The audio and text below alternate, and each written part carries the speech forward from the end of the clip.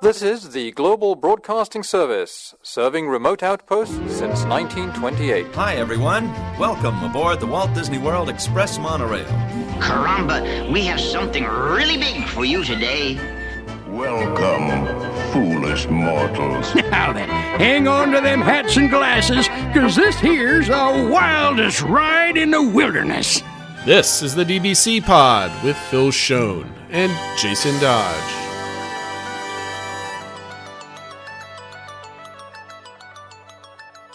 Hey everybody, welcome to this week's pod. This is the week in review of September 18th, 2021. We're recording this on a Sunday as usual, so no different shenanigans this week, Phil. We're back to normal schedule. No surprise Disney trips for me this weekend. Yeah, I was going to say for 1 week, though. Next week I'll be a little off because I have my Disney trip starting. That's it. It's not next Sunday, so. Which we're going to get into. We got Matt on, creator of the DCI. You're now, I guess you're like our only regular guest. We used to have a lot of other people as regular guests, but now we don't need those people anymore. We've got Matt, and Matt's awesome. Matt, how you been? Doing good. How about you guys? Killing it. We like it a lot. Yeah. So what I really like Matt on today is the fact that he went to Disney a week before I did, and a lot of people liked my little diatribe and trip report last week. So Matt wanted to come on last week, and I was like, you know what? Give me some space for my trip, right? Let's see how the people take it, because there's a couple different points that I think Matt and I were going to really vibe on to make sure this is going to be a really good discussion. So we wanted to set the boundaries and then let people jump in, because I think it's going to be an awesome discussion. We got news this week also. Big change to Rise of the Resistance boarding passes, as in there are no more boarding passes. Space 220 has their menu and pricing. I think we touched upon that a little bit last week. Dessert parties. And then this week we're back on the DBC Expedition. And this week, transportation episode is going to start a potentially 2 or 3 part series, Phil. We'll see how it goes. Seems like the more research we do, the longer it gets. But yes. Anything you can jump on that floats on water is basically it. And this week we're going to touch on the things that can go on water in the Seven Seas Lagoon. So it's going to be very, very resort heavy on this one. It's going to be very interesting. But the man, the myth, the legend, the man behind the DCI, where I do a poor man's version of it every single week, Matt's going to be coming on as the expert. And Matt, what's going on with DCI? We hit a milestone. We did. So, back in April when we launched this thing, we were at about 52%, and we finally hit 70%. 70. So it took a long time, and it's going to be a slow climb up to 80. But we reached 70%. So dessert parties helped out. All-Star Music Resort reopened and all the amenities there, as well as the celebration at the top, that new experience. I don't know if Phil's going to talk about that or not, but we're getting there. We're making some steady progress. So also EPCOT Candlelight Processional, that's a big win. That was kind of on the fence if it was going to come back or not. It's back. So yeah, finally over 70%. I don't know why I'm so excited about this, Phil, only because it's just another round number that we went over, I guess, right? Because I felt like the past 4 weeks we were like, it's at 69.4, 69.68. Can we round up to 70? But now we've actually crossed the 70 platform, so it's nice to see. Absolutely. We hit it. It's really awesome. So, so last week was 69.74, and we got basically a 0.5 percentage boost. Is that all basically from All-Star, Matt? That did the work on that? It was actually heavy lifting?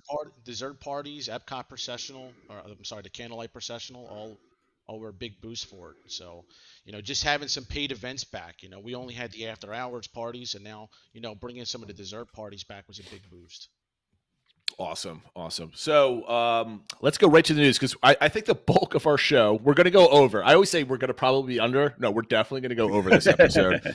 So either hit the 2 times button and listen to this quickly, or stretch out, get relaxed and grab a drink and listen to us, because we're going to go into the news. I think it's rather light, as in how many items are in the news. Right. But they're big pieces. And almost all of them, I had follow-up questions or something that we could talk about. So, of course, why don't you kick us off there, though, Phil? Yeah. So the first item, and and I think Matt mentioned it that or Jason did in his intro, is that Rise of the Resistance. What they're going to pause the boarding groups effective September 23rd. So this coming Thursday. They announced it last Thursday on the 14th that this would be coming. It is the first time in the history since the ride's been open that they will be utilizing the standby line process. So you don't have to wake up, at that morning or have your friends try to get you a boarding group. You can just get in line. And just before we move on to any conversation, just did want to clarify, this is just for the Walt Disney World in Florida version. The Disneyland California is still going to be using their boarding group process. So this created, I think, a little bit of a discussion on our Discord and elsewhere. Sort of, what does this mean? People speculating, okay, well, why are they doing it now, right before the 50th started? Does that mean they're going to be adding Genie and Lightning Lane so they can charge for people when they see there's a 5-hour wait? Or obviously. And, how does this change strategies for Hollywood studios? All right, Matt, what do you think? So the first thing you thought, you're like, okay, I'm assuming you're probably not going to be paying for Lightning Lane $50 a head to get on this ride, whatever it is. Maybe you would. I don't know. 4 or 5, no, right? No. So where did your head immediately go as far as, okay, I got my Hollywood Studios day. What am I doing? I'm assuming you're staying on property and we can get in 30 minutes early, right? Yeah, I mean, you definitely want to rope drop that. I mean, that would be, of course. People are estimating 3-hour waits, 4-hour standby waits. I don't know if it's going to be that bad, but obviously, I would definitely take early access and take advantage of that and get there and rope drop that right away. But I'll be honest with you, I'm glad I'm not going to be there day one when they roll this out. I want to see it play out. Sorry, Phil. No, I was going to say that. I think that's why I probably freaked out more than anything. Was just like I felt like I had my plan, my set. I knew what I was going to do, and all of a sudden, I mean, at least I'm not there on the first day, but I'm there about a week after, so I'm not going to have a lot of data for sort of how things are running and how things are working, how early I need to get there, all those sorts of things. So that uncertainty created some anxiety, I suppose. I think the only thing you have to worry about is just speaking pure strategy and how to do things. So the early morning hours are not going to be in effect when you start, right? Correct, because I'm going on the 30th, so it's basically the last day before early entry starts. Studios is opening up early, so you want to get there at least a half hour early just to be amongst the first. If you want to really be the first, you're probably going to be there around 7:30. Well, and that's kind of what I was wondering, was like, people that want to be at the front of the line for Rise of the Resistance, how early are they going to get there? Are they getting there that's the thing. 2 hours early? I don't think there's going to be crowds, right? I don't think there's going to be people lined up to go. I think this is going to be a gradual thing where potentially by second week of October, people are going to smarten up, or it's going to be all over the blogosphere, get there early for Rise, and then there's just going to be an avalanche of people. I think you're going to have to treat it just like getting on Flight of Passage at rope drop. I think that's all you're going to have to worry about. Yeah.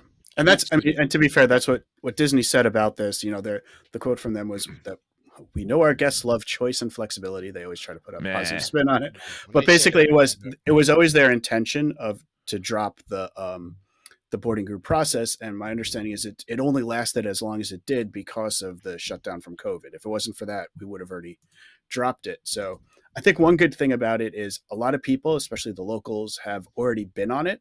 Yep. It's not like this is day one to a brand new ride. And so I could see a lot of people that have ridden it, 10, 20, 30 times, like, oh yeah, if I get a boarding group, great, I'll go. But are they going to wait an hour and a half? Are they going to wait 2 hours to ride it when they've already ridden it so often? So it'll be interesting to see how that goes. And I do think the good thing about it is for the people that have never ridden it, if they're willing to wait, they can get on it. It's not just because they have a slow phone or something like that they're not able to get on the ride. So I think the Rise, or the lack of craziness in it, because the only thing we compare this to is Flight of Passage, right? Yep. As like the last marquee number one ride on property. Rise is a different kind of ride. It's an immersive experience. It's a dark ride. It is not a thrill ride, other than the last portion of it. So people are going on Flight of Passage. They want to go because it's physically fun to be on, right? It's a physical and visual experience. Where Rise is more of like an emotional and visual experience. And I don't think people are going to be looking on it to get it on all the time, over and over and over again. Right. Because I mean, if you go on Rise twice or back to back, yeah, it's cool, but it's going to get boring after your after maybe your second attempt in one day, right? Because it's still the same storyline, nothing changes, that type of thing. So I think the line buildup is going to be something that's not going to be as drastic as Flight of Passage, let's say. The fact that people weren't lining up to get into this land on opening day on both sides of the coast also is an indication that this is not going to be insanely like Star Wars popular, right? So I don't think you're going to have people camped out to go on the latest Star Wars rides. It's old. It's not old, but it's, if you were going to be on it before it, you were going to be here. You already made a chance. Yeah, right. Exactly. And then thirdly, this is going to be a swamped ride starting at about 9:30, 10 o'clock, all the way through probably 6. So my suggestion to everybody out there that wants to go on it twice, get to the parks. If you're there, what is the date that it's going on? The 28th, was it? 23rd is the first day. Yep. So for like the first couple days, no one's going to know when to get there. I'm going to suspect if you're going to go there the first day or two, an hour early before opening, just to get up there. And then plan out your route. Hollywood Studios is confusing if you haven't done it already, so know exactly where to make that turn. I always make confused where I have to make the turn. Do I have to go around the Mickey Minnie's Runaway Railway, or do you make a left at like the ABC commissary, right? I always get those confused when you go into Toy Story Land or whatever, because I haven't been to the parks in a while. I'm sure they'll have cast members directing people too, so be on the look at that. Maybe. So we'll see. But in any case, like, go there the first time. You'll be able to go there. So you might have no wait. You might have a 40-minute wait. So anything under an hour, I think, is not a problem if you're going there to wait on this for this ride. And then I would suggest top it on the line about 10 minutes before close. Yeah. So now you get on twice. Don't try unless you can actually see that the lines are not there at like 3 o'clock, 4 o'clock in the afternoon, like it's raining or whatever after a downpour. Get on at the end of the day. You'll be able to go twice, because that's what. When my family went to last week, we wanted to go on rides again, or my kids did, and they were like, "No, you can only go on once a day. Those are the rules." So we did Falcon 3 times in a row. But like, I could see, I think that's an advantage right now. It's like now you can go as long as you want to wait. You could go on it twice if you like. Yeah, that's definitely. And the queue is cool. So I mean, that's the only thing I didn't like about the boarding group, because we went early. We had our boarding group was 12. Phil was awesome and got us 12. I couldn't stop fast enough to get pictures and stuff, because there's people walking in behind us. We're like, all right, let's go. So you have a point in the show notes about Lightning Lane and cash. I think that's obviously a thing, because I think people are going to want to do it. I think it's only going to be valid the first month, right? Because I think people are like, oh, I got to pay. Then all of a sudden they're like, maybe I don't need to pay that much, right? Yeah. So I think those would be for the whales and some of the impatient, but like, now that you know that if you don't get it at 7 or at 1, you know what? I can just wait, and I'm okay with that, because they're waiting for everything else in the parks. I actually have a hot take here about this whole thing. Go ahead. So this makes EPCOT the most special park reservation at this point, because it's the only one that's going to. You could have just stopped after the most special park. Period. It's the only. Think about it. It's the only one with a virtual queue now. I mean, so you can get into Hollywood Studios and park hop and jump on rides. That's a good point. Yeah, does 2 o'clock become another time that the line really builds from people hopping over to Hollywood Studios? That's a good point. Yes, avoid rise queues at like after middle afternoon. Yeah, good point. But until Tron is built in 2024. Yeah. Like, honestly, like, I know a lot of people that had like 8-day park hoppers. They were thinking, I'm not even going to throw EPCOT as a park reservation. I'll throw Hollywood Studios 3 or 4 days, and then I'll jump over to EPCOT. There's no point to do that now. So it makes EPCOT more valuable. Unless you want to rope drop and get in there, right? That's the only reason why. Rope drop strategy. If you're not a rope dropper, I don't think DHS is. But to Matt's point, people were booking like 3-4 days there because they're like, well, if I don't get a boarding group day 1, at least I'll have chance day 2, day 3, day 4, whatever. Now it's like, okay, well, I need 1 or 2 days, right, to rope drop it or whatever. But at least I know I'm more guaranteed to get in on the day I go, as long as I'm willing to wait. I never get hoppers anyway, so it doesn't make a difference for me, because like 5 people, 8 days. I don't need to spend an extra. I don't even know what the difference is. $1,000, $2,000, whatever it turns into. The only other point I'd make is it'll be interesting to see what it does to wait times early for the other rides.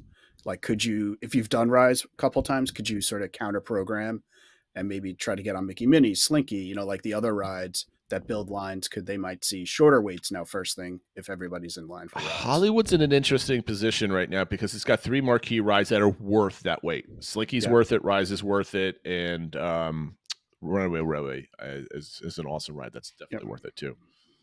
That was going to be my strategy, and we got to the park 10 minutes too late to rush Mickey and Minnie's Runaway Railway because of our boarding group.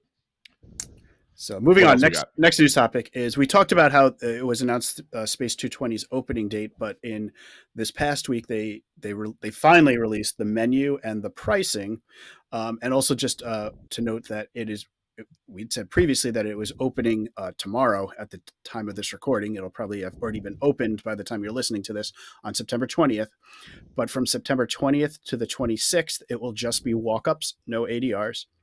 And ADRs will open on September 20th, so tomorrow. So I will be waking up in several hours to try to get my ADR for Space 220 when I'm there on October 2nd. They will start on September 27th. So just to give a little overview, as mentioned before, the Space 220 is a prefix meal option. For lunch, it is 2 courses. For dinner, it is 3. The pricing is for lunch, it is $55 for an adult. And that includes 1 appetizer and 1 entree. They have fun names for everything, but I will just call it an appetizer and an entree. And for dinner, it is $79 for an adult for 3 courses. So you basically have the same entree, appetizer, but also a dessert. Kids are $29, and they have the same options for lunch and dinner, which is an entree and dessert. There are some upgrades as well. But that's your kind of your starting point. You want to get in there for lunch for 2 people, you're starting at $110 plus tax and tip. So it's basically would be my replacement for Cinderella's Royal Table, essentially. Yeah. And so I think that the pricing, and to be honest, it was even a little more than I thought it would be, but we knew it would be expensive. But I think what got people was the menus. I think they look good, but they're not, for excuse the pun, out of this world. Like they don't look super, fancy or creative. They kind of look like good regular food. And so I think people are like, so I'm paying $55 for something I could kind of get at the restaurant in town or something like that. I mean, I think the plating when they showed it looks pretty fancy, and obviously just the overall experience and stuff like that. And there have been some previews out there. Some people have gotten to go early. And basically I think I pulled up one tweet from somebody who went there that basically gave the experience a 10 out of 10, the food a 9 out of 10, but said he got some heart palpitations when the check came. It was a preview meal, so they didn't have to pay, but they were kind of testing out the staff actually bringing checks and stuff like that. So he was like, as good as it was, he's not sure when he'll be back type thing. So it might become like a one and done for a lot of people, I think. I'm looking at these pictures. You linked, and I just showed on screen a WDWNT.com preview. It doesn't look that fancy inside. I mean, it looks like, Sunny Eclipse could be like right around the corner type of thing. So it doesn't look like phenomenal. The screens I thought were going to be bigger. Maybe they look bigger once you're there in the dining room, but they don't look like, I was envisioning like the floor to ceiling kind of display that you see at Be Our Guest, something with that magnitude, and it doesn't look like that. That's just from these could be terrible pictures. I don't know. Yeah, I don't know. They seem pretty large. One thing I noticed was I was watching a few videos, and the people with the tables right at the window, it almost felt like you have a better view if you're kind of like a little bit away and up out the windows. Yeah. When you were right at the windows, you kind of saw like the ledge and stuff like that. So it'll be interesting to see, once reviews start coming out, I'm sure they'll be coming fast and hot and fast tomorrow. And we'll see how many, angry people there are and stuff like that. But it just looks really unique. I've already picked out, the food I want. So I will, like I said, I'll be up bright and early to get, to kind of complete my October 2nd EPCOT day. But there you go. We'll see if it's worth it. After you've done it once, is it worth?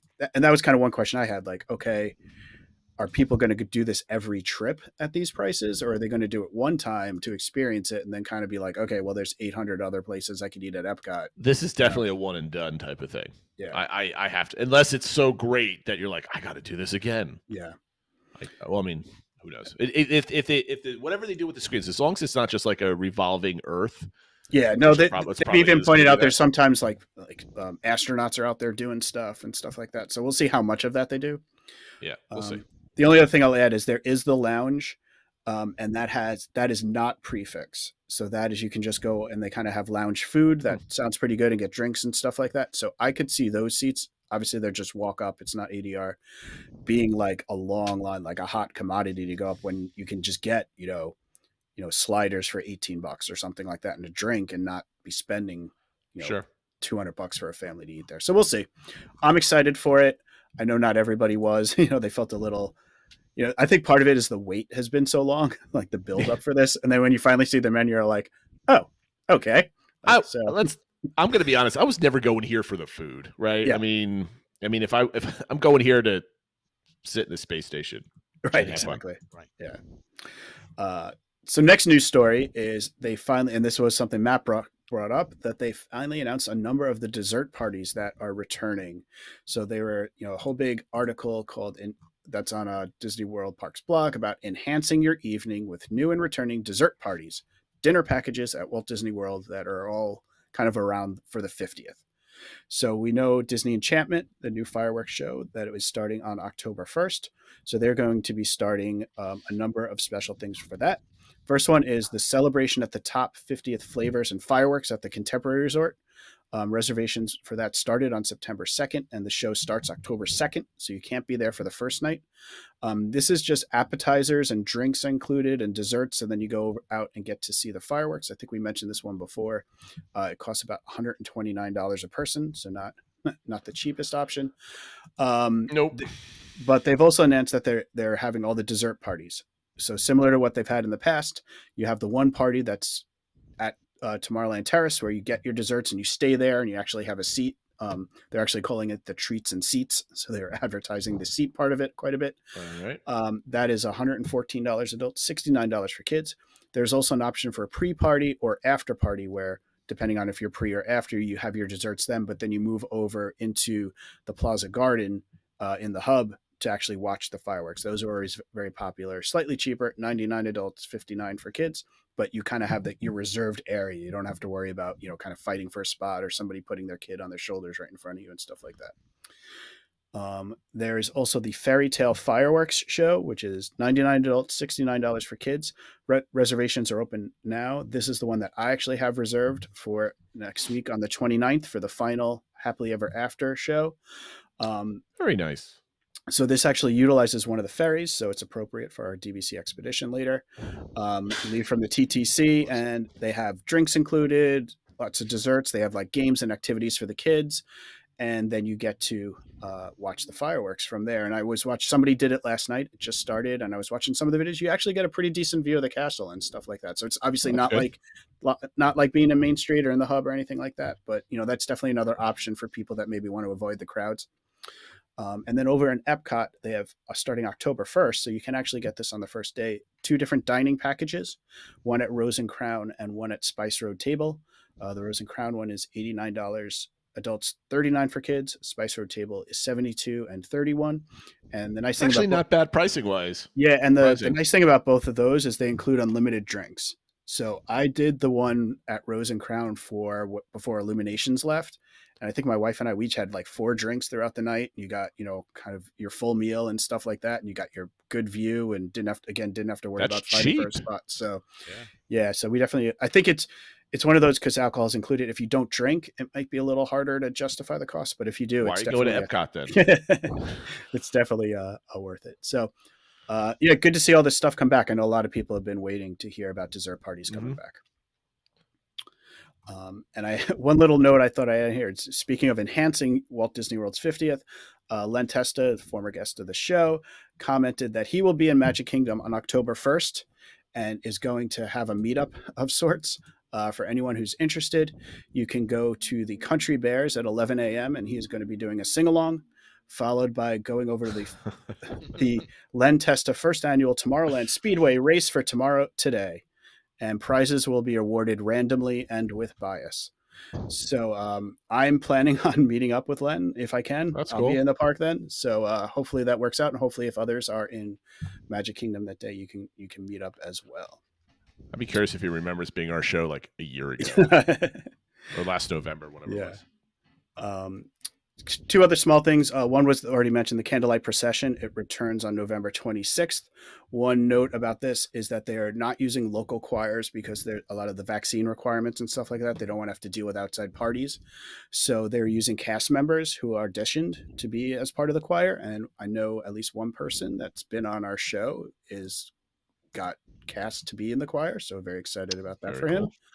cool. So that's another thing that I think people that, especially that people that just love the holidays at Walt Disney World, are really looking forward to that. So it's glad to see that back. That felt like a big thing that was missing last year. And then the last story also about Epcot is that the Creation Shop in Epcot opened, which is now their new big retail location. It's sort of like the Epcot's version of the Emporium. And it opened, and a lot of people had thoughts about the decor. I mean, it definitely is much more minimal in styling than past Disney stores. It kind of fits with the theme of what they're moving towards. Same thing like the World of Disney at Disney Springs. So I don't know if you all have thoughts. Do you think it looks kind of clean and inviting, or boring, and that it could be at a Target? I don't really care because I'm spending a lot of money in it. So I just want to be out of there as fast as possible, regardless, as my wife and my kids say, I want this. It doesn't matter. To me, I don't really care. Yeah, I don't care either. I think it's a nice modern look. It's fine. I don't, I think some of the Mickey art, I think it looks fine on the wall, and some of it looks a little weird, but I'm okay with it. Yep. And it also debuted a lot of the new Epcot merchandise was out, so that became really popular. Kind of the light up ears that look like Spaceship Earth and stuff like that. A lot of people buying all that stuff, and it also coincided with the reopening of Club Cool, which I'll actually mention a little more in our DVC recommends. So that concludes the news. A reminder of our social media accounts: Twitter at PodDBC, Instagram, the DBC Podcast, Facebook, DBC Pod, and the YouTube channel and Discord server. Keep hitting those subscribes on the YouTube channel, please. We're still reaching for that fancy customizable URL. So spread the word. Hop on if you're a listener. Hop on, just hit subscribe. We appreciate that. So, Matt, to the meat of the show, not to minimize Phil's wonderful work with the news. I'm the appetizer. It's funny. Here's how it went down. So, Matt, you were planning to go down. You started planning to go down, I think, was it like mid-July? Like, all right, let's go. You messaged Phil and I, let's plan a trip to go just so we can see Happily Ever After one last time. I'm like, no, I'm not going to be able to go. I'm about to go on vacation. My wife's never going to let me go down. You plan it, and then yeah, exactly. And then I canceled my trip for October, postponed it, and you were waffling back and forth, everything else like that. And then you ended up going down as planned.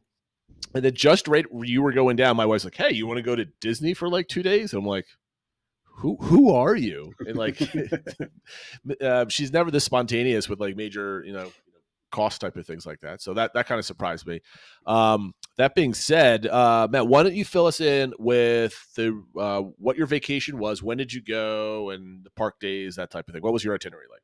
So yeah, we went over Labor Day weekend. We had an early flight out of Philly on Saturday morning. So we were all up at 4 a.m. and got on the plane at 7 a.m. and there I got the boarding group for Rise, which was kind of cool. Nice. Right before we were about to take off, and I got a pretty famous Star Wars number. Any idea what it was? I'll give you guys some trivia here. 77. 66. Come on, guys. Order 66. Yeah, Order 66. Yeah, I got boarding group 66. So, took off, landed, hit Disney Magical Express real quick, was really smooth, got right on the bus, and we were at Beach Club. And we had a family of 5. Our mother-in-law joined us, and there was there was a room snag. There wasn't a 5th sleeper, so it kind of, set us back a little bit. We were trying to get to Hollywood Studios as soon as possible. Go ahead. Got something? Nope. No? I didn't itch. Sorry. No. So kind of hit a snag early. So we lost maybe like an hour, which was kind of annoying. But we got to Hollywood Studios, and we're on the boat over there, and it's like 12 o'clock, and the first thing that my wife says, "Oh, we got to eat lunch." I'm like, no, I'm ready to roll, guys. Like I'm just ready to go full speed, and. So, in hindsight, I probably should have grabbed something at the marketplace there, just to grab something for the kids and for the women. And I was good, man. I didn't need to eat anything. But we got there first thing. We did ABC Commissary, and it was okay. I mean, have you guys ate there before? I have, yeah. Yeah, I mean, it was It's okay. not bad. It's good. It's not bad. It's Yeah, fine.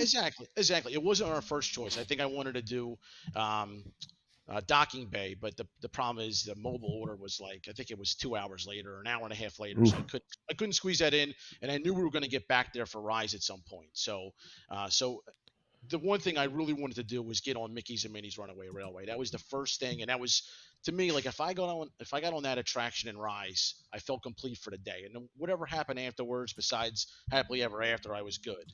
So we did that. Let me pause you there. What was the last time you've been to the world before this trip? I can't remember.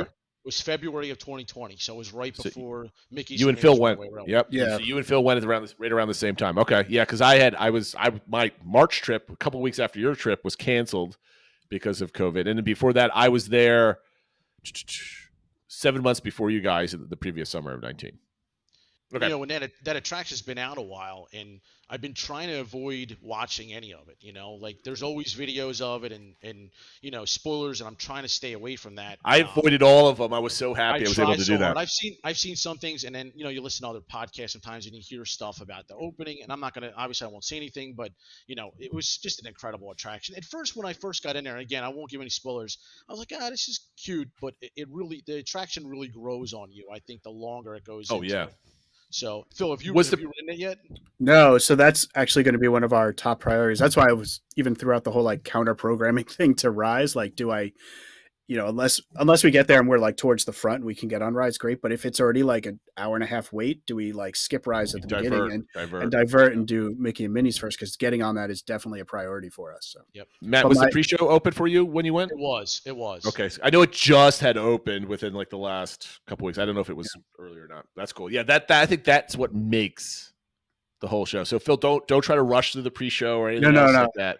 Yeah. It is awesome. My youngest 3-year-old like loved it and totally bought into the story. Like if she just, I mean, she would have loved the show anyway, but like for the little ones that really kind of just, oh wow, really? Okay. And then I'm not spoiling it at all because I know there's a lot of people that don't want spoilers, but it's for those that know what it is, it really makes it kind of, it sets the tone, right? It's probably one of the best pre-shows outside of Rise on property, I think. And I like that animated series. So we you know, especially during the pandemic, that was just a nice change to watch all those, to watch that series. So just being inspired by that series, you know, that the attraction was just a big hit. So after we did that, we got called for Rise. So we went over and, you know, we did Rise of the Resistance. And again, no spoilers, but you just get off that attraction and you're just, you know, you're almost cursing to yourself because it's like, it can't get any better than that. No. That you know, 20-minute experience, and you know, Flight of Passage is an amazing attraction, but this is an experience. You know, it's just Flight of Passage does not hold a torch to Rise. No, it's just amazing. It you know, and there's so many moments that it just takes your breath away. And you know, I got a lot of video on it, which is awesome. And you know, I got my mother-in-law screaming on one of the spots. Again, no spoilers. You know, it's just great. And the kids' eyes, the eyeballs get big, and it's just great. The pre-show, just a wonderful attraction. So again, to talk about it because I don't want to give spoilers. Yeah, I'll put it this way. I've got moderate spoilers to that just because you watch how it was made. You see it all over the place. It's hard to avoid a lot of the show scenes from it. But I never watched a ride video. So, I mean, I was able to keep that whole thing going. The one thing, Phil, when you finally get on it, is one thing I've never seen before is when you disembark the ride vehicle. That completely caught me off guard. Where it was, how it was, and everything else with that. Okay. So, Phil, you I'm not going to talk to you on this one, but Matt, did you, just on an ambiguous level, did that catch you off guard? How you hopped off the vehicle and where it was? Oh yeah, absolutely. And I'll say this: Phil, you haven't ridden it yet either, or you have? No, I haven't. I've seen ride like clips from it, but I haven't seen it like beginning to end. So yeah, he hasn't been to Disney World since you were there previously, Matt. Okay. Well, in February 2020, Rise was around, so that's why. Because I rode Rise. Oh, that's right. In February 2020. Oh, Rise I've been on. Yeah, no, Rise I've been on. That's right. I figured you were on Rise. Yeah, Rise we went on. Okay. Okay. So yes, that what caught me because this is my first time. I'm completely flipping out in my head timeline wise when Galaxy's Edge opened up. The part where you disembark, Phil, where you get off, like it takes your breath away, man. It does. I'm not going to spoil it. I'm not going to have to spoil it, but I'm not going to mention some small details that I want to talk about. But anyway, maybe in like 6 months we'll go like, okay, spoilers are over because it's been open for at some point you got to kind of pull the Band-Aid, or we just do it at the end never and get say, to talk about it. Yeah, we just give people a heads up on it and just tell them to mute us for 10 minutes. That's it, right? Of course. So that was basically your day at Hollywood Studios, and then you went and did your normal day. Well, so after Rise, my oldest child, Vienna, she's pushing 10. She'll be 10 next week, and she's a trooper, man. She could stay up late like her dad and all that stuff, but she was dead. She was so tired. I think the 4 a.m. flight and just the heat, and it wasn't it wasn't unbearable, but it's still 90 degrees, and we're still outside a lot. So, I really wanted to get to Toy Story Land, but I just couldn't do it. I could not get the family there. And that was kind of one of the goals. So instead, we kind of circled back and just did some smaller stuff. We did Muppets 4D. We did Star Tours, and the whole family had fun with Star Tours. And they were walk-ons, which was kind of nice. We also did, I think, Vacation Fun. That's the Mickey short, and that was okay. But then we left. I mean, the family was just exhausted. So, we left there and we headed back to Beach Club, and we had no dining reservations. Originally, we were gonna park over to Magic Kingdom, but when I was looking at the crowds the previous week, the crowds were historically low. Like everything, Slinky was 20 minutes if you looked at the wait times. And I know it's a holiday weekend coming up, but I'm just assuming it's not going to be that bad. Maybe we'll get on We'll get to Toy Story Land, and maybe we'll even park hop and try to do Flight of Passage if it's a walk-on. It was a walk-on that whole week. But apparently that wasn't going to happen. So my previous dining reservation I canceled.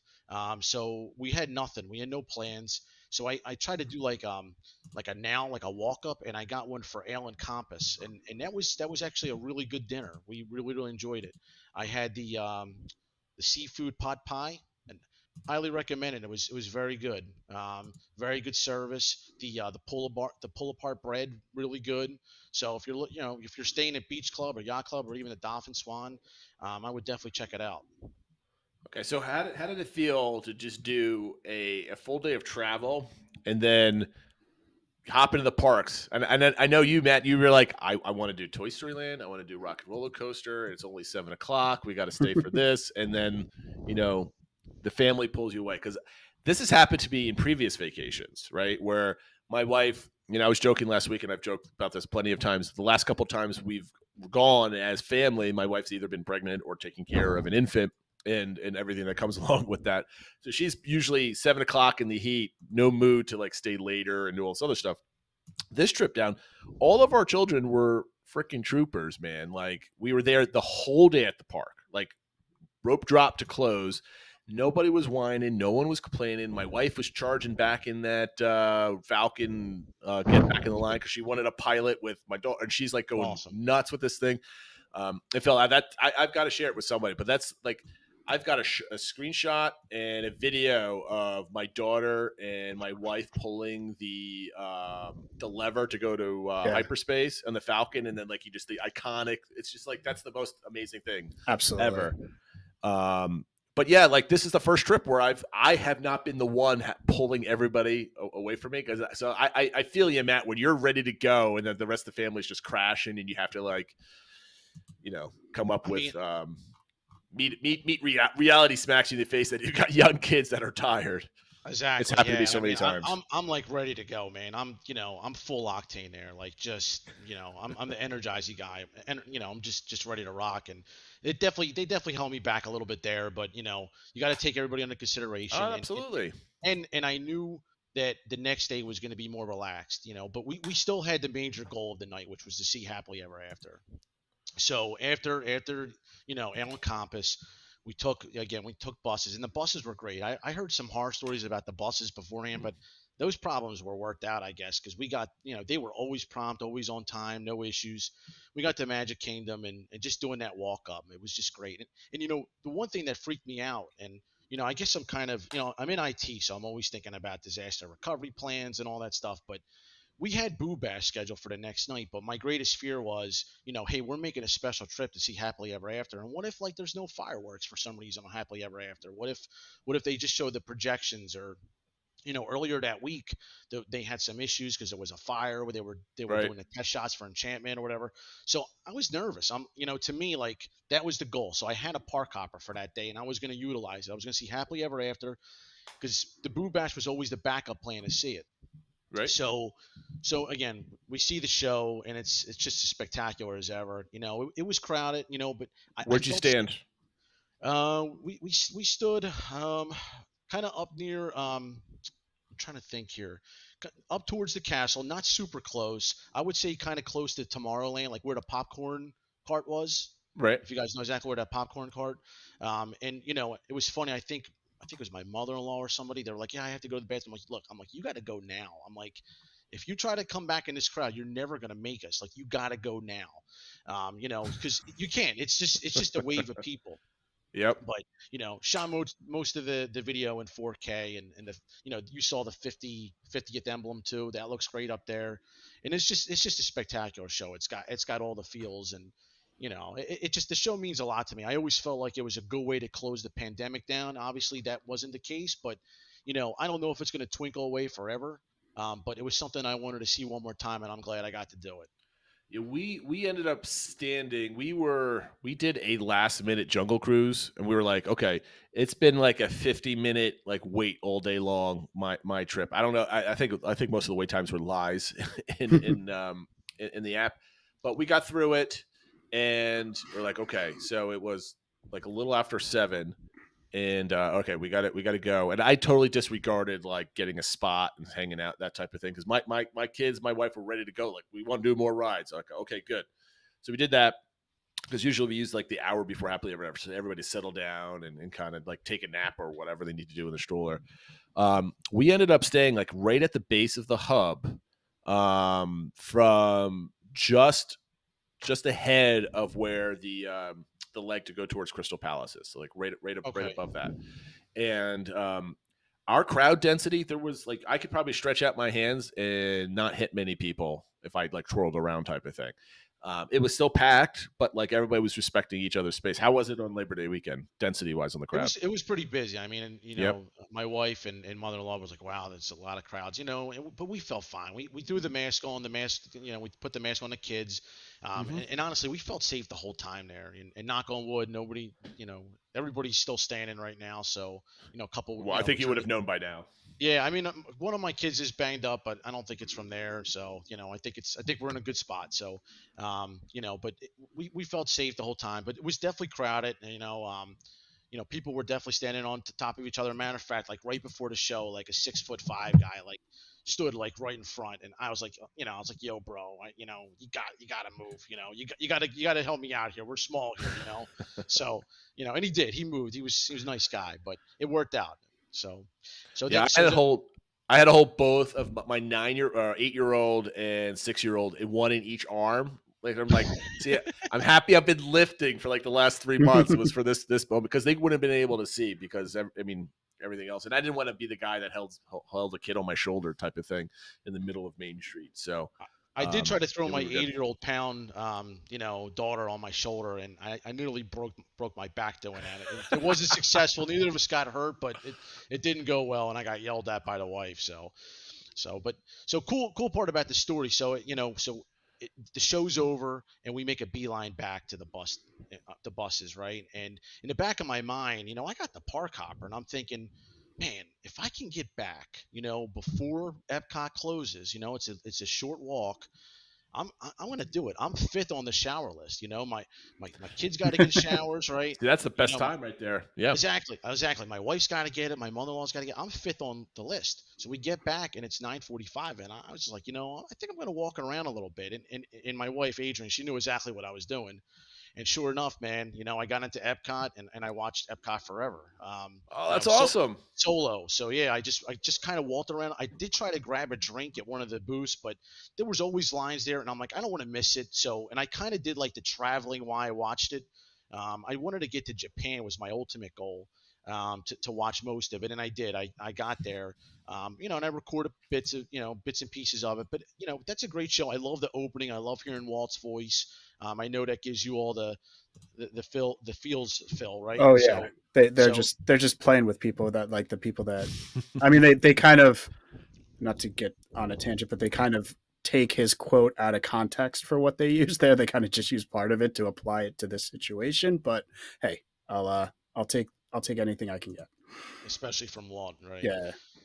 And I think it's an underrated show. I mean, it's not Illuminations, it's not going to be harmonious, but it's a good show. Plenty of pyro in there. So it was great. And then after the fireworks, they don't kick you out of there, and it was just a chance for me to just really explore World Showcase. So, I probably spent an extra hour just walking, in the back of, a lot of the world showcases, countries that I haven't been to, just towards the back of it, just trying to get a good feel for all of it. Because usually, when we're there, we have a mission. We're going for a dinner or for an attraction or something. So it was just a chance for me to really soak it in. And Have you ever been in the parks by yourself? no, no. So this was a treat. Yeah. No offense to the family, but it's nice. No, of course not. So, I just felt like a kid. So, and then I remember I text my buddy. I'm like, I'm about to leave. I forget what time it is. I'm like, should I head over to Boardwalk or should I go back to the resort? And he's like, you should call it a night. You've been up since 4 a.m. I'm like, bro, I'm on my way to Boardwalk. So I walked Boardwalk, and Joe, the margarita place was still open. So I grabbed a Dole Whip margarita, whatever, or Dole Whip, whatever it was. It was a drink. It was awesome. And just kind of enjoyed the boardwalk. And that's where we stayed in February 2020. So it kind of had a little bit more of a sentimental feeling to me. It's a spot I want to go back to, even though we love Beach Club. Beach Club was awesome, and we'll talk more about that in my next day. So that kind of wrapped up my first day. It was It's a long day. It was, but it was worth every second. So I knew the next day that I had to take the foot off the pedal a little bit with the family. I knew that because here's the thing. We paid prime dollar for Boo Bash, and I wanted my kids to make it through.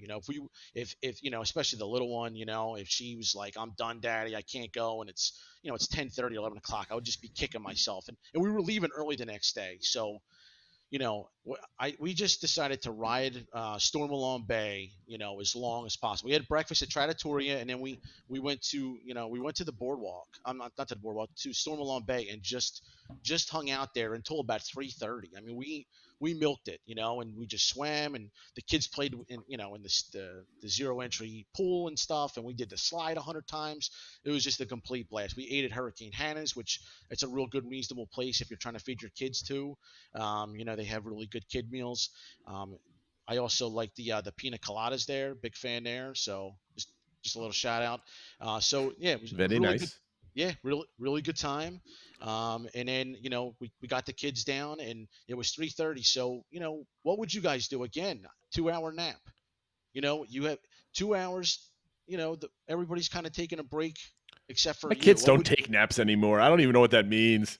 Well, yeah, that was my plan. Take them to Boo Bash. They had a long day the previous day. I knew I had a shot to get them down for a nap. So yeah, the one's 10 years old. She's not really into naps, but I'm like, look, you guys got to go down for a nap, or it's going to be a terrible night. And they oldest kind of fought, but she went down, and they slept for about 2 hours. So Okay. I had about 2 hours to myself. So I'm like, you know what? I never rode the Skyliner before. I never had a chance. So Okay. so at first, this is what I did. I checked the app, and I was like, all right, let me look at Hollywood Studios. Is there anything are the attraction wait times high? They were. So I'm like, that's out.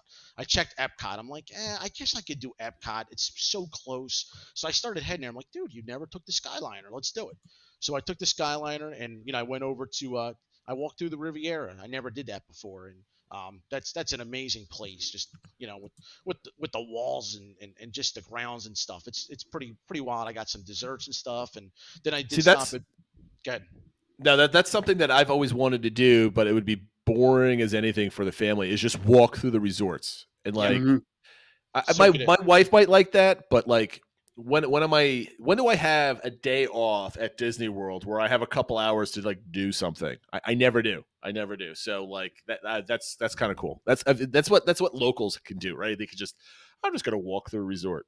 type of thing. Exactly. Yeah. I mean, when it's hard, especially for us. We're flying down or whatever, or you're taking a long drive. It's just hard to do something like that, a leisure 2 or 3 hour thing out of the day.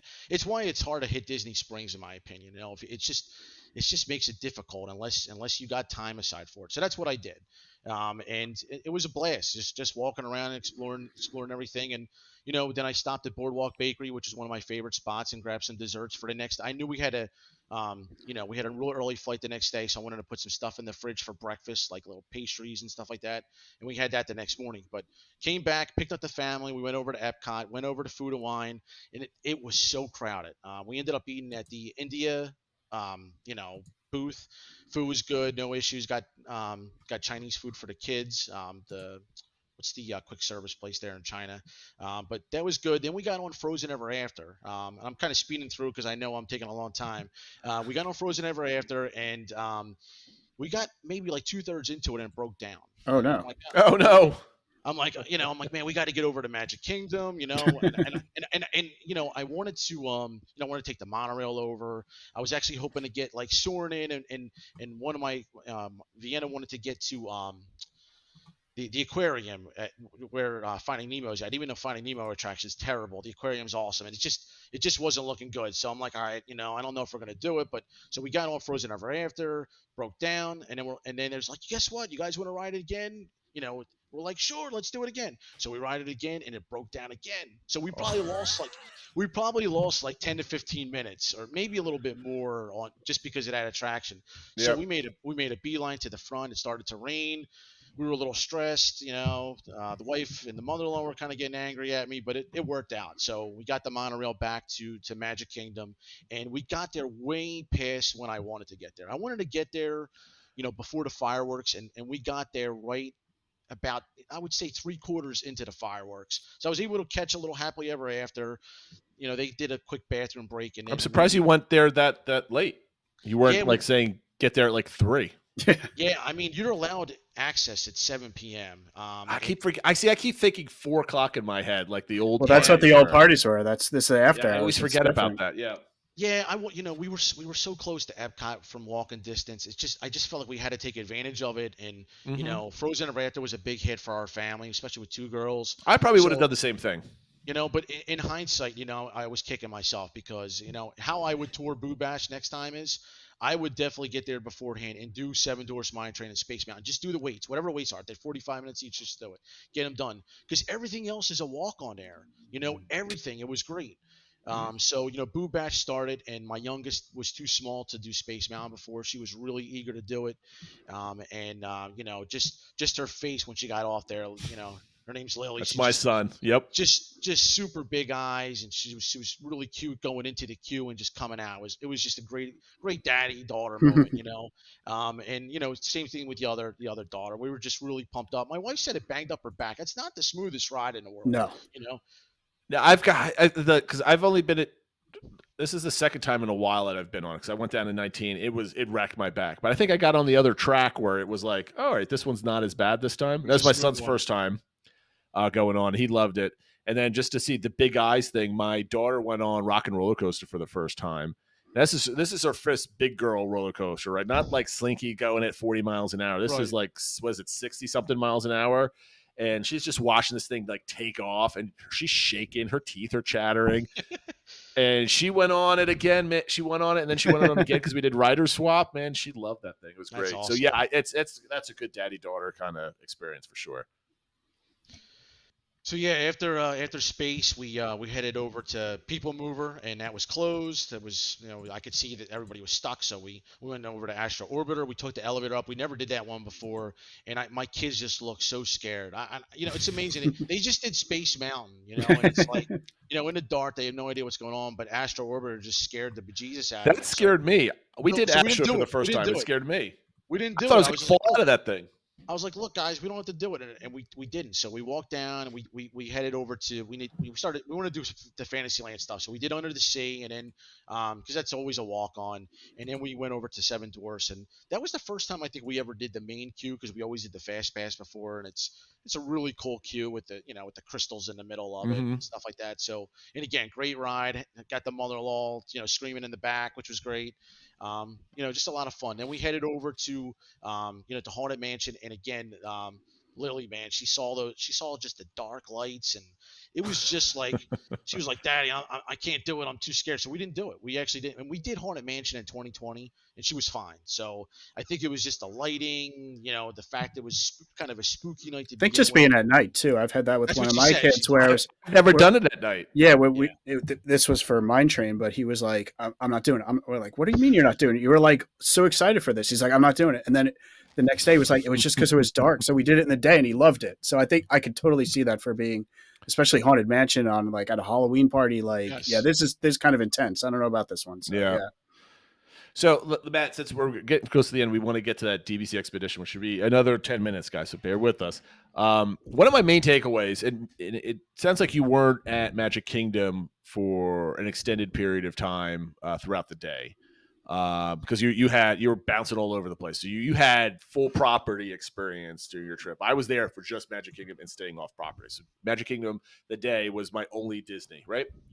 So to me, we talked about this last week. So let me know if you agree. The experience felt empty to me, right? The rides are what they are. You get the nostalgia kick, and it's great and it's fun. Cast members are amazing, but the parks are flat.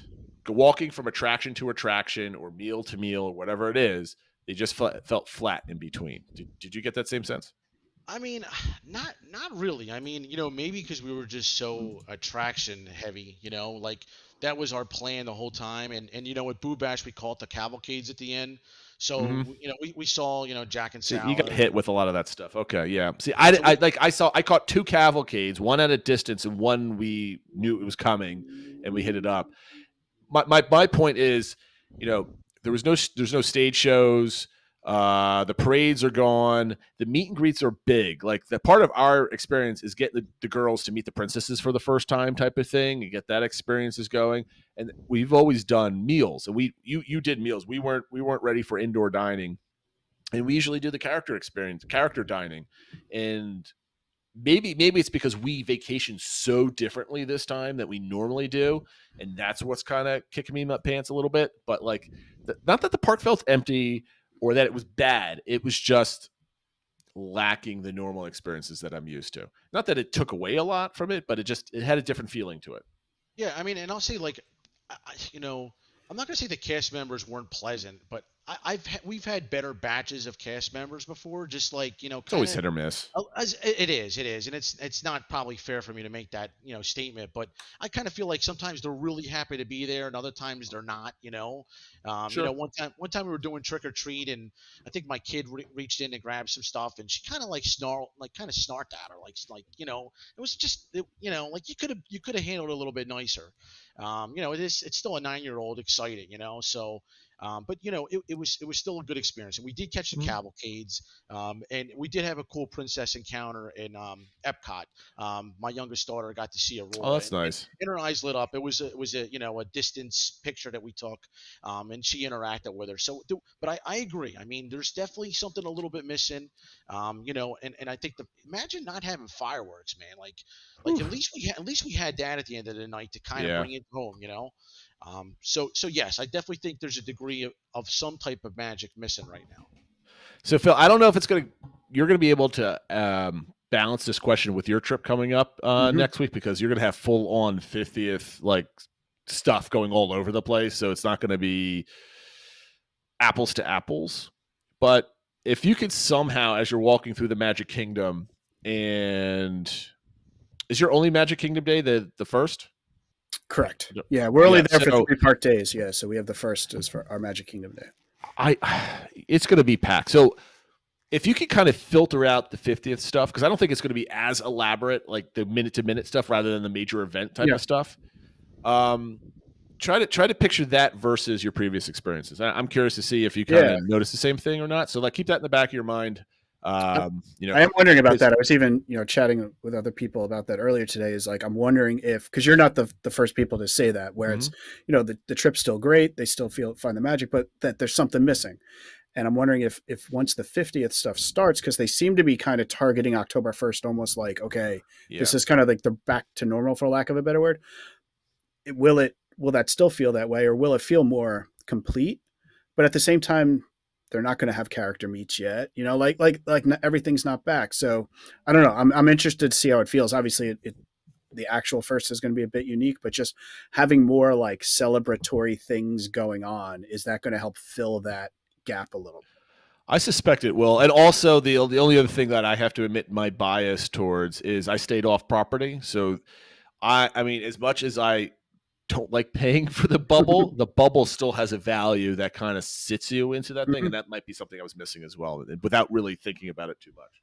Yep. All right. So Matt, I appreciate you with the trip report. That's great. I could sit here and talk another 2 or 3 hours, but I don't think people want to hear us talk about our trip for another 2 or 3 hours to go through the minutia. This week we've got our DBC expedition, part 1 of things that float in the Seven Seas Lagoon. So Phil, I know you wrote the intro. You did a bulk of the research for this one. So why don't you kick it off for us? Sure. So thanks. And Matt, feel free to chime in if anything kind of jumps out at you that you want to comment on. But so obviously in the first part of this expedition into Disney transportation, we focused on the monorails, which was, you know, futuristic, a new mode of transportation that Walt was trying to prove for the urban environment and stuff like that. So this is where we're going to switch gears a little bit and do boats. So obviously not new, not revolutionary, but something that's also stood the test of time. And we're going to focus a lot on kind of the boats that take people from point A to point B. But hopefully there's some, you know, kind of entertainment element to them as well. And as we mentioned earlier in the show, we're doing the research for it. We didn't realize how much there is to talk about this. So that's why we're going to break it up a bit. And so we're going to focus on what happens on the Seven Seas Lagoon / Bay Lake. So basically Magic Kingdom area. And before we go on, a lot of this is going to sound mundane. So if you know everything there is to know about Walt Disney World, a lot of this might be boring to you.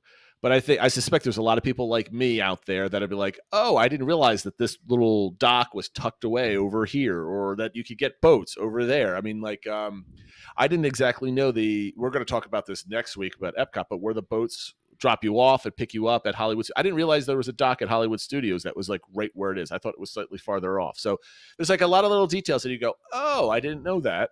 And that I think it finds this exercise interesting. Yep. So we're going to start with the water launches, which are also known as water taxis. These are the smallest boats that you'll see taking guests around Seven Seas Lagoon. And they're largely taking guests from the resorts to Magic Kingdom, or in some cases from resort to resort. They start anywhere from 30 minutes to an hour before the park openings, depending on the day, until about an hour and a half after.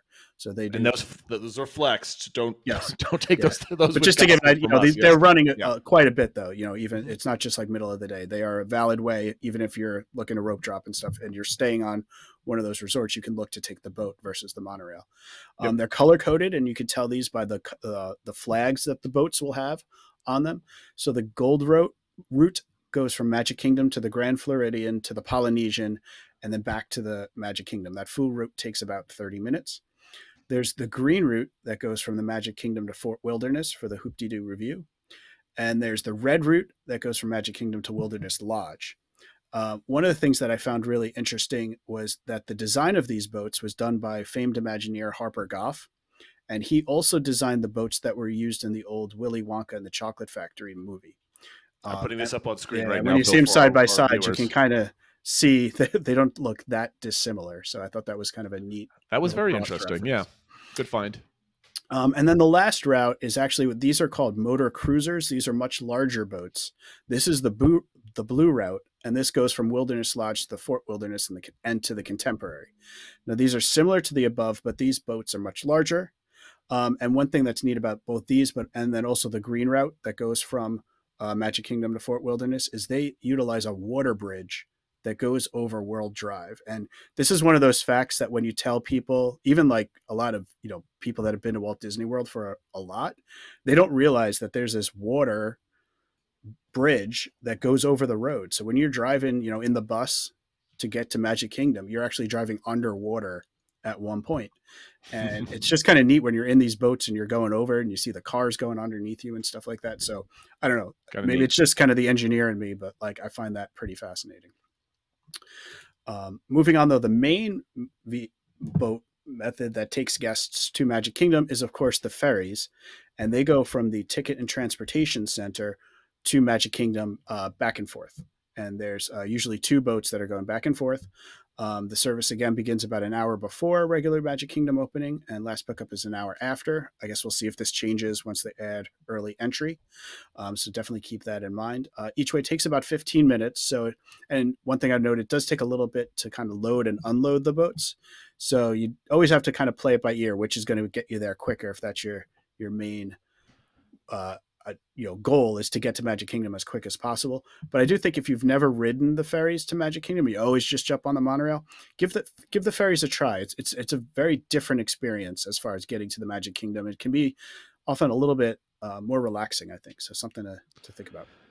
So I was at the TTC for the first time in God knows how long with our last trip, because we've always done buses because we've always been on the resort, never need to go to the TTC. And I was like, oh, we could take the ferry. I'm like, oh, I could get there faster if I get on the monorail and do more stuff. So that's typically what I was doing at the time.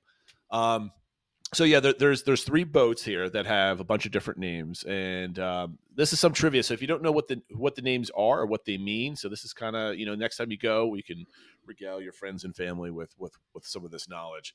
So the first boat is named the Admiral Joe Fowler, and this is not the first boat with that name. We'll go that over with boats inside the theme parks in part 2 or part 3, depending on how we stretch that out. Joe Fowler was a rear admiral in the U.S. Navy. And he helped oversee the building of Disneyland and Walt Disney World. Primarily, he was there as a construction boss, so he's more of like a project manager. Mm-hmm. He's the kind of guy that kind of oversaw logistics in the Navy, which is a huge thing, and he used those talents, in the private sector, building theme parks, which is kind of strange not strange, but interesting tale where you go from rear admiral to construction boss of 2 of the biggest theme parks in this country. He was the GM, general manager of Disneyland for the first 10 years. So he oversaw that operationally as well. And Phil, I don't have it here when he became a Disney legend. Can you Google that? I'm assuming he's a Disney legend. Yeah. Sorry, I forgot to put it on there. And the docks for the 2 large ships in Disneyland are named Fowler's Harbor. So that's what that name comes up. And the ship in the Seven Seas Lagoon was renamed to this current name in 1999. So that's been around for 22 years at this time. Do you have that date, Phil? He was inducted in 1990. So 1990. Legend. Disney legend. So the second boat is named the Richard F. Irvine. He's a senior figure at the WDI, at Imagineering. And he helped construct Disneyland, and he was actually an American art director, so he had a lot of talent. He was nominated for Academy Awards, and what he did was he directed the art, the look of movies. That was kind of his thing. He was a visual type of person. He headed the design and planning for all of Disneyland attractions, and was the executive vice president, chief operations officer at WDI in 1967. Also a Disney legend, and again, I don't have the date when he became a Disney legend, because I have it for the last boat, but not the first 2. That's an oversight on mine. So if you can pull that up, and I'll go on to the next one. The third ferry is named after General Joe Potter. He's credited in key roles in constructing Walt Disney World, including a lot of the underground utilities and infrastructure. So the utilidors, how there's a lot of resources out there and shows and books about the construction of Walt Disney World and what it took, of how they're on their own municipality and all this other stuff. So he had a hand in a lot of that type of stuff. He met Walt Disney at the New York World Fair, and then he also became a Disney legend in 1997. So Irvine, Phil? Was also 1990, so he went in the same year as Joe Fowler. Same year. So some statistics about the ferries. They were, I believe, slightly smaller than the Staten Island ferries. Ferries about 120 feet long, nearly 35 feet wide. Their draft is 5 feet 6 inches, which is just shallow enough to cross the water bridge that you saw on screen just a couple of minutes ago. Each has you have 2 big engines, up to 400 horsepower. They have a capacity of 600 guests. I don't know if they actually go up to 600 people whenever they ride, or if they sometimes it feels like it. Like they can sometimes cram people imagine. After fireworks and stuff. They cram people in there. Yep. So the Admiral Joe Fowler can be identified with a green color on its panels. The Irvine has red. The General Joe Potter has blue panels. However, these are not the original versions because, as I mentioned before, the Admiral Joe Fowler was renamed in 1999, and that's certainly not when these came into existence. In 71, the original ferry boats were portocals and the Southern Seas, 2 Osceola-class side wheelers powered by steam engines. Each could carry up to 250 passengers. So when these were upgraded, they nearly almost tripled, more than doubled their capacity, which is probably what they were looking for. They were very slow moving and unreliable, which is why they kind of lasted only, what was it? Somebody did the math. Less than a year, actually. So from the opening of Disneyland, Walt Disney World, they didn't even last a year. They were replaced. Right, so they were in the dry back. They went right to dry dock, and which is an area off of Bay Lake, which you can kind of Google and kind of see if you want to kind of check that out. All 3 models, like I mentioned before, were modeled after the Staten Island Ferry, and here's the scale, 3/4 scale for the Staten Island Ferry. So if you ever ridden the Staten Island Ferry before, they're pretty large, and if you haven't rode the ferry at Disneyland, they're pretty cool. And then just an offshoot, we were leaving Magic Kingdom on our Magic Kingdom day, and we went to a cast member and said, "Hey," because there's a giant line getting to the express monorail. So what's faster, the monorail or the ferry? She said, "Go take the monorail." And I'm like, "Huh, I don't know about that." And by the way, the first time I saw the water parade, and it was such a long time because we were usually gone by the time it starts coming out. So I was very happy about that.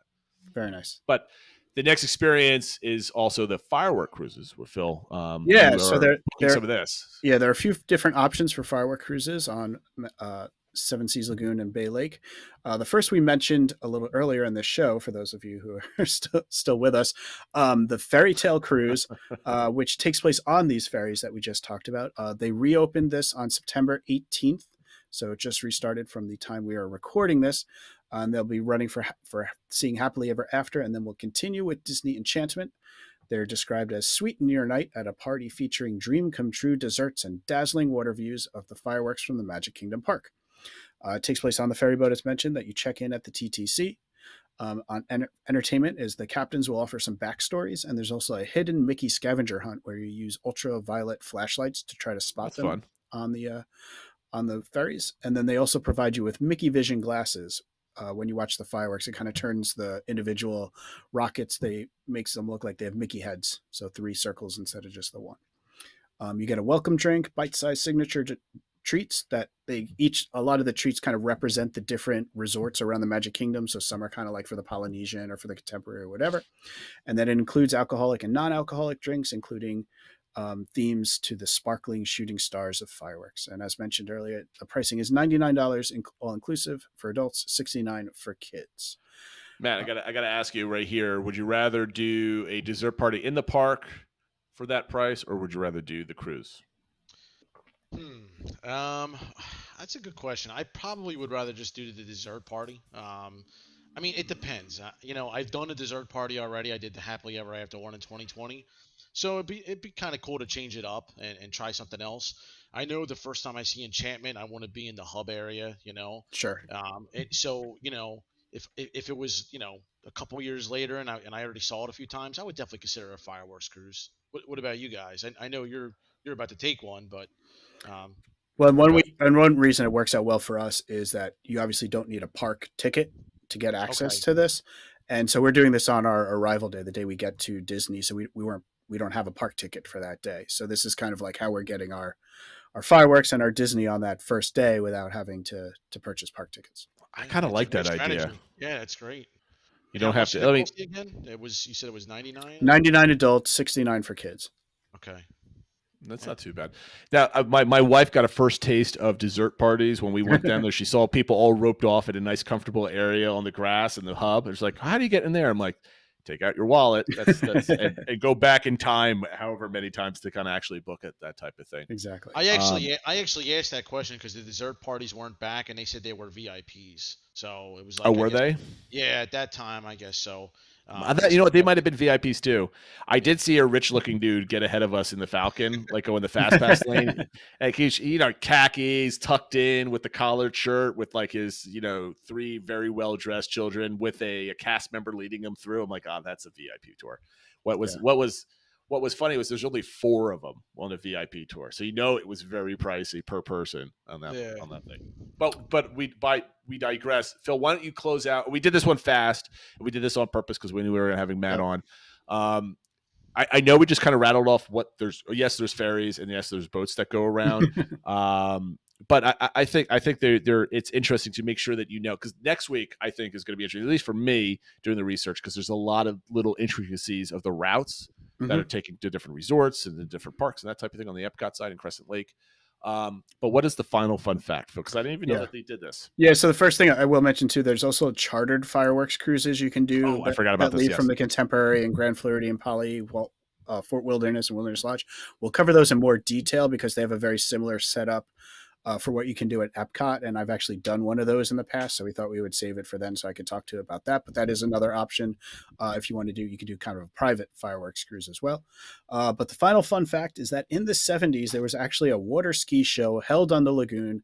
And shows were held about 5 times a day. So if you were, that's kind of just another fun thing. If you were staying at, say, the Polynesian or something, you're just out at the pool or on the beach, you see a water ski show go by, kind of just happens there, not something you need a ticket for or anything. So 2 things I didn't know about. I knew that they did these in Bay Lake because I've seen the pictures of these before. I didn't ever know they were doing the Seven Seas Lagoon, and I did not know they did them 5 times a day, every day. I mean, I thought it was like 4th of July sometimes or like on the weekend, but like every day.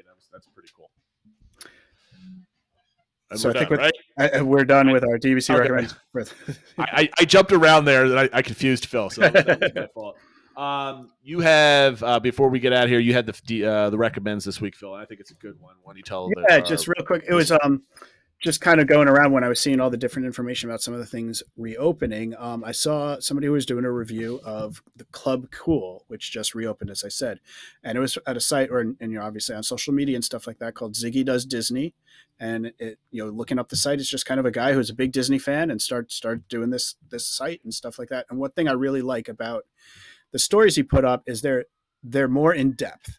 They kind of go through a lot of the details and kind of compare and contrast and show things. And, they all have tables of contents at the beginning. So he had, I was looking at some of his dining things. He's got like Space 220, which isn't even open yet. It's got like 12 chapters and stuff. So you can really find out information if you're looking for that. And so he did this I thought a great write-up of Club Cool. He really went through how the store is, how it looks, where you go, what the different sections are. And he did a brief review of each of the different soda flavors that you can try, most of which are new. They did keep the Beverly, which was always the one that people tried to get other people to try because it apparently tastes awful. But I just thought he did a good write-up, so I thought I would mention that. It's probably not the place you go for like breaking news, but if it's something he's covered and you're interested in it, you'll definitely find out some new information. So we'll be tweeting out his link to his site. I just followed him on Twitter because I forgot to do that earlier. Okay, so I think this is one of our longer shows, possibly, except for some of our theme park debate episodes that we might have done. That being said, guys, make sure you follow us on social media. Phil does a good job on that. Join our Discord where you can question Matt and his decisions on how to mark up the DCI on a daily basis.